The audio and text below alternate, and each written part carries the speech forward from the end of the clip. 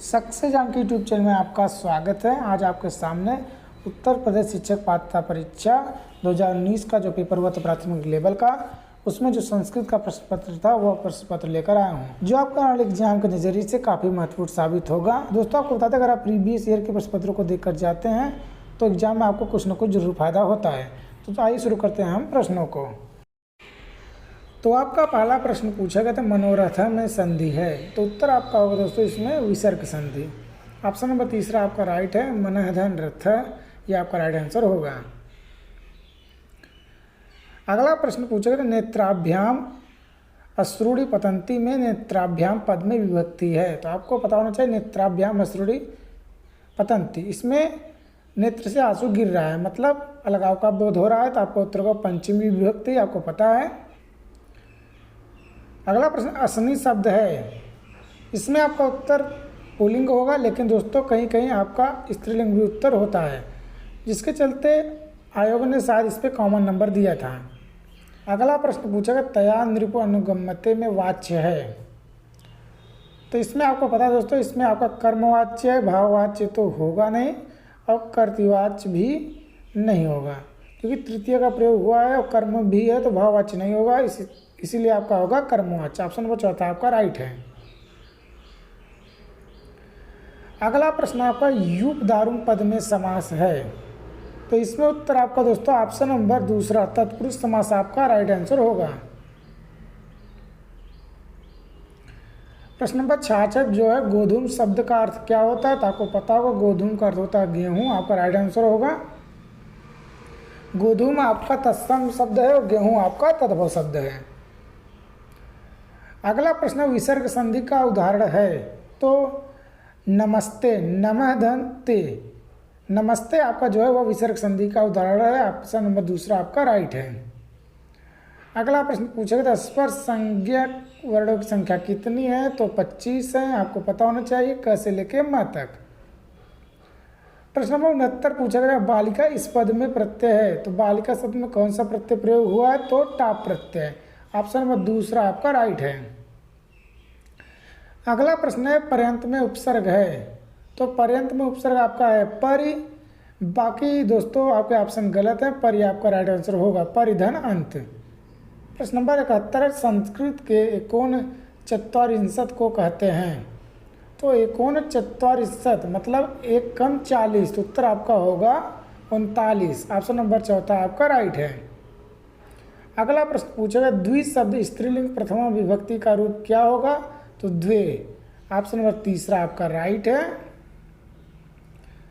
अगला प्रश्न पूछेगा ददाति रूप है, तो ददाति पूछा गया था, तो उत्तर आपका होगा लट लकार प्रथम पुरुष बहुवचन, ऑप्शन नंबर चौथा आपका राइट है।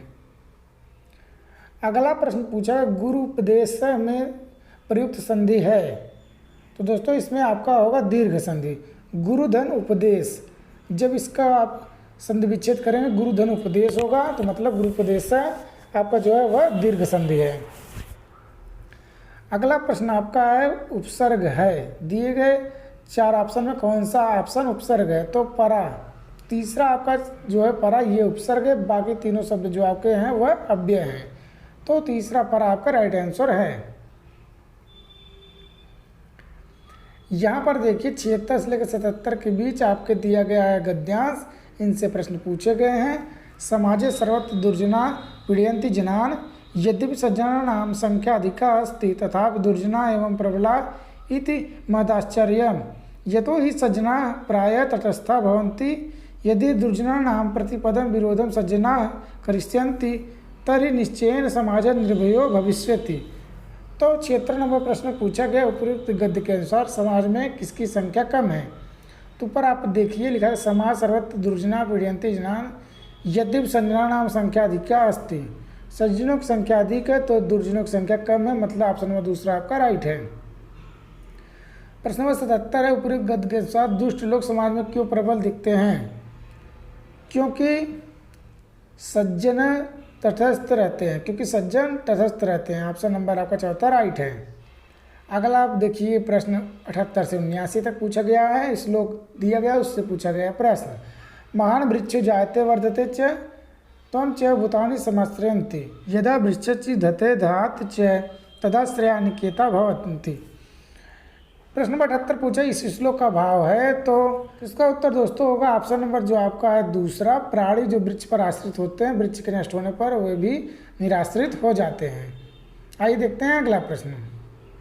अगला प्रश्न, उपयुक्त श्लोक में भूतानि का तात्पर्य क्या है? तो भूतानि माना भूत माने होता है प्राणी, तो चौथा ऑप्शन आपका राइट है। अगला प्रश्न पूछा भू धातु का लोट लकार मध्यम पुरुष एकवचन रूप है, तो भव, ऑप्शन नंबर तीसरा इसका राइट है। प्रश्न नंबर 81 में पूछा गया सर्वनाम शब्द है, तो सर्व आपका ऑप्शन नंबर चौथा राइट है। तो सर्व ऑप्शन नंबर चौथा आपका राइट है। देखते हैं अगला प्रश्न। अगला प्रश्न, कुंजर शब्द का अर्थ क्या होता है? कुंजर का अर्थ होता है हाथी, ऑप्शन नंबर चौथा आपका राइट है। प्रश्न नंबर 83 में पूछा मातृ शब्द का तृतीय विभक्ति एकवचन में रूप होता है, तो ऑप्शन नंबर आपका जो है मात्रा, ऑप्शन नंबर पहला आपका राइट है। अगला प्रश्न आपका सुबंधु की रचना है, सुबंधु किसकी रचना है? तो आपका उत्तर होगा वासव दत्ता, ऑप्शन नंबर चौथा आपका राइट है। अगला प्रश्न पूछा गया निम्नलिखित में से कौन सा स्वर है? तो लृ आपका स्वर है, बाकी आपके उत्तर गलत हैं। अगला प्रश्न था जो 86 नंबर का था, नदी शब्द रूप में प्रयुक्त वचन है, तो नदी में आपका है दोस्तों बहुवचन, ऑप्शन चौथा आपका राइट है। प्रश्न नंबर 87 आकारांत पुल्लिंग शब्द का उदाहरण है, तो ऑप्शन नंबर पहला रामा आपका राइट आंसर होगा। प्रश्न नंबर 88 प्रज्यते में संधि कौन सा है? तो प्रज्यते में आपका है पर रूप संधि, प्रधन इज्जते, तो प्रज्यते में है पर रूप संधि। प्रश्न नंबर 89 व वर्ण का उच्चारण स्थान क्या है? तो वकार दंतोष्ठ, ऑप्शन नंबर तीसरा आपका राइट है। प्रश्न नंबर 90 संस्कृत का अंतिम प्रश्न 30वां प्रश्न, घुटने के लिए उपयुक्त संस्कृत शब्द क्या है? तो जान, ऑप्शन नंबर आपका जो है चौथा राइट है। तो दोस्तों ये रहा यूपी 2019 में प्राथमिक लेवल का संस्कृत का प्रश्न पत्र। तो वीडियो अगर पसंद आए तो वीडियो को लाइक करना ना भूलें, चैनल से जुड़े रहें। जय हिंद।